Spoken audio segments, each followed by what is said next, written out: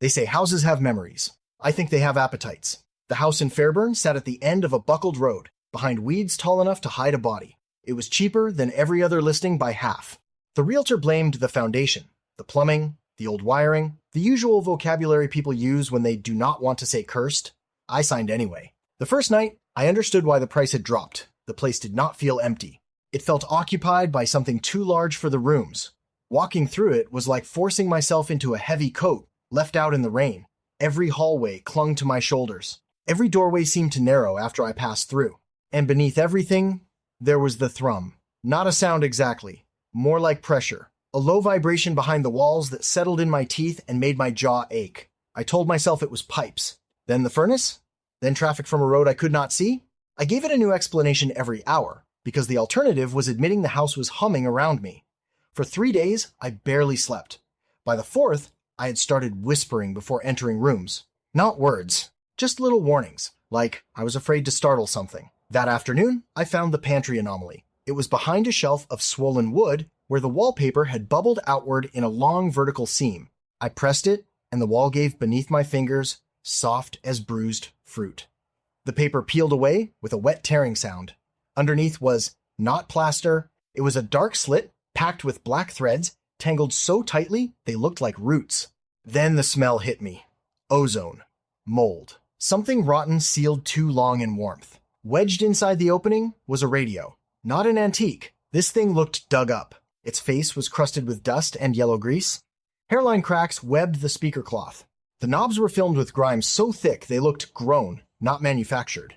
I should have left it there. Instead, I reached in. When I touched the dial, it was not plastic. It felt like cold, wet wax. And when I turned it, it did not play music. It played the sound of my childhood bedroom, the exact creak of the floorboards from 20 years ago. I knew that creak. Third board from the window. The one I avoided when sneaking back into bed after nightmares. Then came my mother's voice, muffled through an old door, saying my name the way she used to when she was trying not to sound afraid. I dropped the radio. It did not hit the floor. The cords behind it tightened and pulled it back into place, like tendons flexing.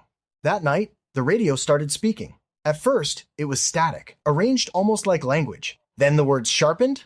6:14 p.m. You're wondering if you're losing your mind. I froze in the kitchen, one hand on a glass of water.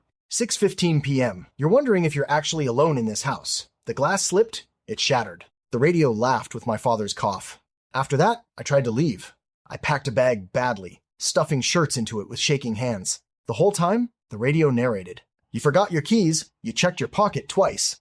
You are pretending not to hear the breathing. I was hearing it by then. The thrum had changed. It rose and fell in slow intervals, expanding through the studs, the ceiling, the floorboards. The walls were not vibrating anymore. They were breathing. I pressed my ear to the hallway plaster. Something pressed back. A soft inward push, curious and intimate. I laughed then, not because anything was funny, but because my mind reached for a tool and found only laughter. I stood in that hallway in Fairburn, laughing at the wallpaper while the house inhaled around me. The radio whispered from the pantry. It knows you know. I tore at the wall with a kitchen knife. Plaster flaked away. Paint curled. Beneath it, wires pulsed in slick bundles. Red and black and blue. Threaded through the wood like veins. Not copper. Not electrical. Biological. One split open while I watched. Inside, something pale moved with a slow, muscular ripple. That was when the shape of it finally entered my mind. This was not a haunted house. There was no ghost in the walls, no dead family repeating itself, no curse waiting to be broken. The house was the thing. The rooms were organs, the halls were passages, the pantry was a mouth that had learned to mimic memory.